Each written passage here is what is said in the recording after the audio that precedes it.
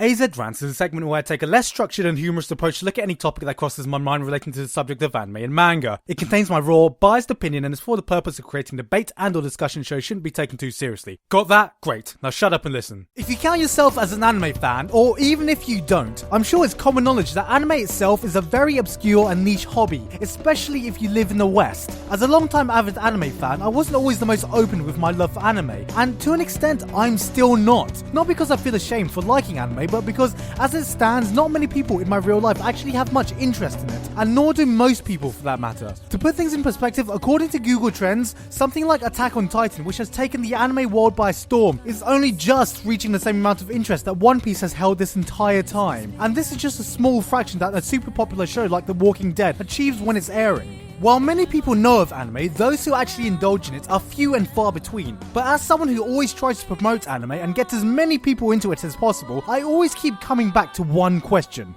Does anime as a medium ever stand a chance of becoming mainstream here in the West? Well, yes and no. It's a pretty simple question, but not as simple to answer as many may first think, and to do so will draw from a lot of elements from all my previous rants. But let's start by addressing the biggest issue it has that will stop it from ever being acknowledged by the masses. Animation is simply not a widely accepted medium that can tell a mature story. Why would that matter?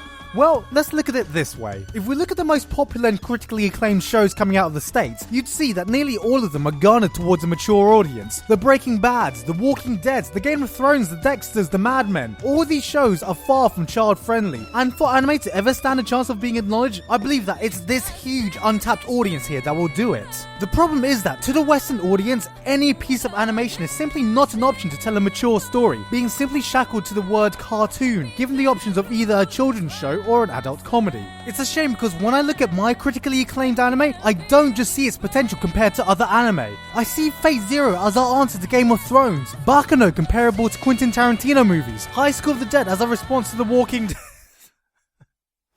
Okay, but seriously. Anime has proven itself time and time again that it can tell a mature story, and has arguably some of the best examples of mature animation out there, but in all honesty also has its own childish image to contend with over here. All this roots back to the time of the anime boom in the early 2000s, the time when Pokemon ruled the world. Girls were looking up to their Sailor Moons, and guys were getting hyped on their Dragon Ball Zs. The closest anime ever comes to being mainstream is normally through a 4Kids dub of a children's show, or through a popular shonen which only further cements the childish image that it's given. Though, let's not forget the other quite big image that it has to deal with. Anime is weird.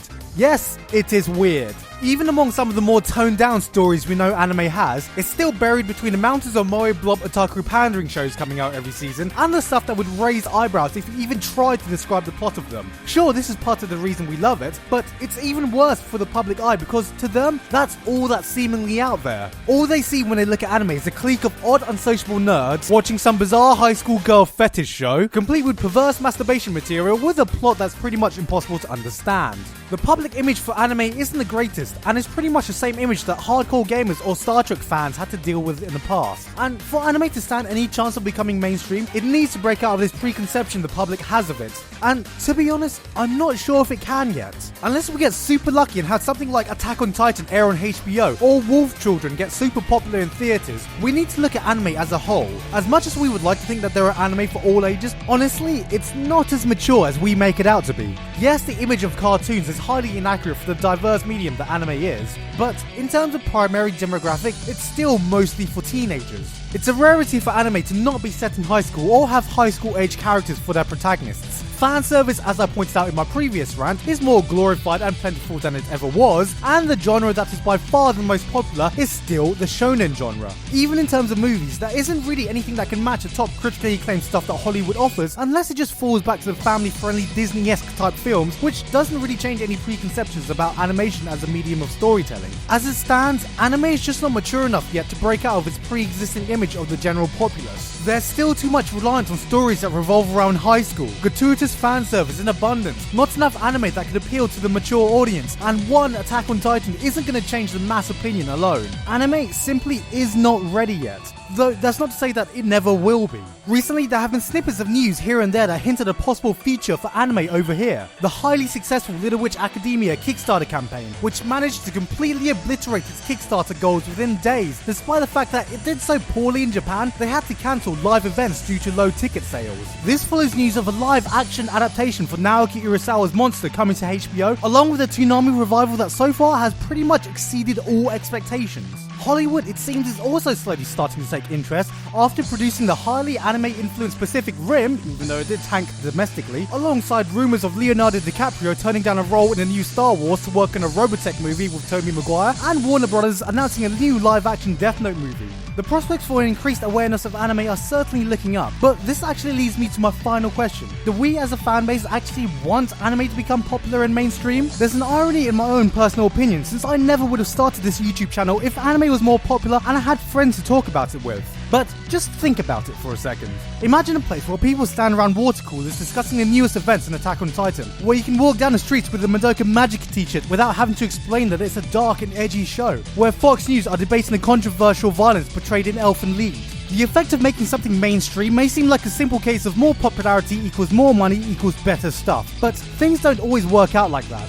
If we look at another part of nerd culture that has become mainstream, gaming, we see that the popularity spike didn't mean that independent artists were allowed more creative freedom to do what they wanted, but instead we now see the control of select multi-billion mega corporations funding the same gritty realistic war shooters every year to fit within their business models, while arguably the majority of the creative stuff is coming from the little guys. Sure, there are still some great stuff coming out, but what kind of change would anime see if it were to become popular? Right now, we are a cult, a niche fan base within an already niche part of geek culture, and while there are plenty of plus sides to finding out that our strange little hobby has suddenly exploded in popularity and is now understood by the masses, we would lose the uniqueness we shared when this was just some obscure little thing that was only appreciated by other people like you. Yes, it's filled with strange archetypes and tropes that put other people off, but it's these characteristics that we all love about anime. As much as I complain about the cliches and tropes of anime sometimes, if I stay away from it for too long, I secretly crave it. I want my tsunderes, my insane shonen power-ups, my short high school skirts. And while it may be great for the medium we love to be acknowledged by the masses, is it worth it at the cost of watering down these characteristics that drew us to the medium in the first place? Would it change a lot from the thing that we know and love at this moment? And would the fan base we're in now change from the people in this little corner of geekdom we're all connected with? So, I'm asking you guys now, do you want anime to become mainstream? Leave a comment or video response for your chance to get featured in my next rant. Anyway, that's it for me now though, so with your response to my last rant, what do you think about fan service in anime? Fan service. A topic that makes many female anime fans groan in disgust as they rant and rave about how degrading it is to anime, not to mention women in general, and how it's the most evil thing in the entire world, which must be.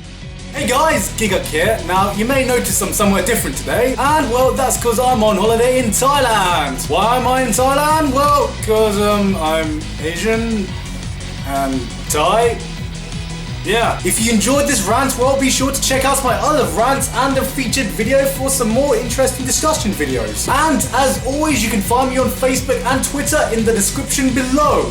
Anyway, that's it for me now though, so I'm still waiting on my voice actors for EvAbridged 4.0, so that'll be out later. But until then, I've been Gigguk, and I'll see you all next time.